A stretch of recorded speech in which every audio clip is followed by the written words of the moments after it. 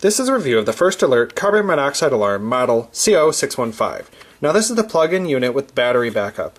Now I rather liked that I can trust that it's always working whenever plugged in, but it still uses a battery as a backup. And another nice feature is this model can be run by a wire and plugged in separately from the actual unit having to be plugged directly in. I thought this was a rather big unit that I honestly didn't want plugged in an outlet and being always out in plain sight. So what I prefer to do is take this unit, go find a hidden plug somewhere else in my house, like tucked behind an end table or behind a vase, and I just set this behind the vase so I never have to see it, right? Because it's audible. All we're looking for is this thing to silently monitor for carbon monoxide and just go off whenever there's a problem. So I'm not constantly checking this, and I don't need to actually see it as long as I know that it's plugged in and has a battery that's current and will be working.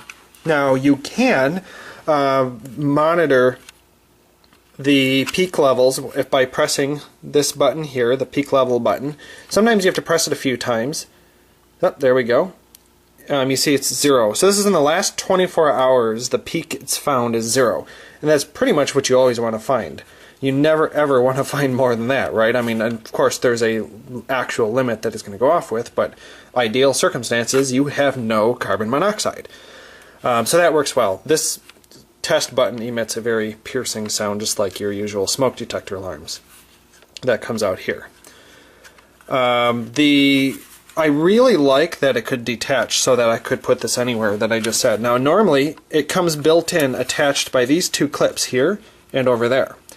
And it takes a little work at first. You know, you can pull these two apart and it will come out eventually.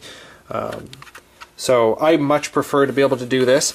Now remember, this is required that it be plugged in. The battery is only for a backup. This is not an either-or situation. You have to have it plugged in and only use it as a backup. Speaking of batteries, some people complained that the battery compartment, which is on the front, so that if you do mount it, by the way, if you do mount it, some people were saying that their latch is broke. And I didn't have any problem with it at all in either of my two units. Just pull gently on, there we go. I just pulled gently evenly across, so don't pull from one side, pull gently. And you see this latch right here? That's the actual latch. That plastic thing that you see in the middle there. And it plugs into the hole right there. And if you know that that's where it's going to plug in, you can be more gentle with it, right? So just remember, now it is a little awkward that you're pulling across these two thin pieces of plastic from leveraging it all the way up here, but I honestly didn't have any problem with it on either of my units. So just be aware of that where that thing is pulling off-centered. It's kind of weird. I don't know why they didn't center it. That's off-centered, but probably just because of the molding. You can see there wouldn't be room. Now these batteries fit in here extremely securely and firmly, which means it'll probably be a bit more difficult to extract them later when it's time to change them. So in both of my units that I own, these were very firmly in here. So just be aware that you're probably going to be digging them out, maybe with a screwdriver, who knows what. But it wasn't worrying how much that was. So, oops, there we go. Well, that time it comes out much more easily.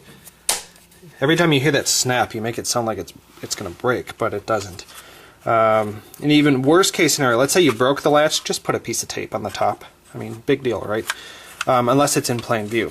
The other thing is I wish it came with a stand, right? So it seems to expect that you're going to mount it. So see the mounting holes here and here? So they seem to think that you're going to want to put two screws and an anchors in your wall and mount it like this, even if you're not going to put it there. But I don't want to have to look at this. So it sits fine. So I'll use this hard surface as an example. It kind of rotates. You see how it rotates a little bit?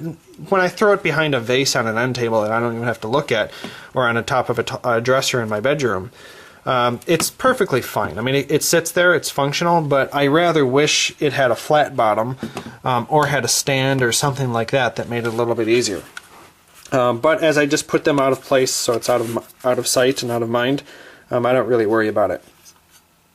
So I mean, they've never gone off in my home, but remember, watch the warranties on these. That they're not meant to last forever, and I think it's because the sensors are only effective up to a certain amount of range. Now, you don't want the manufacturer just claiming a longer warranty to get your sale. So I'd be a little careful of paying too much attention to one vendor claims 7 years, one claims 5, or this or that. You need this to work, and none of them are going to last 20 years, right? You want it to be just as effective as the day you bought it. So if the sensors get older and older and older, you're going to want to replace these as soon as they tell you that this model shelf life has expired, right? It's not a warranty, it's an actual shelf life that you'll want to stop using it after that amount of time. The other funny thing is, speaking of expiring then, since it's so clear in a lot of places to tell you that these are not going to last beyond the warranties, well, if that's so true, why isn't there an expire date on this thing? I mean, it seems to be from the time that you start using it, not a pure expiration date. So that's what I was worried about, is the sensor, is it 7 years from the day this thing was manufactured? So I didn't find any evidence one way or the other on that, other than lots of people seem to say that after 7 years, these things will go off for no reason, or who knows what. Again, I've never had that problem, but I wrote down when I bought this, so that I probably should put a sticky on here so that I remember in case that's the case. The other thing to mention is read the manual. For once, it's not just a BS manual. It actually seems to have some interesting information that you're going to want to be aware of when you're placing this. Like, for example, it tells you don't place it within 10 feet of your stove, or further from your kitchen the better, and it gives you some actual distances because within the soot radius of things frying on your frying pans and different things, you're going to harm the unit or cause it to go off prematurely.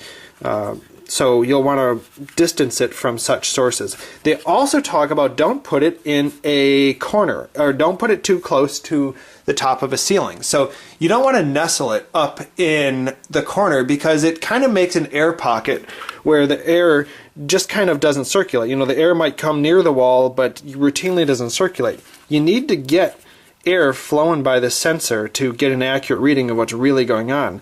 So the problem is there ends up being little eddies and other things in your room. So like up in the corner, it might just swirl, whereas other air might be passing right on through. So they give you certain distances to say put it within X amount of feet from the edge of a ceiling. Don't put it in a corner. So when I say I put it on an end table, I'm not putting it in the corner of my room. So definitely double check that, give it a read, because these things are meant to save lives. So definitely put it in a location that the sensor will actually get airflow to detect what's going on. Thanks for watching my review.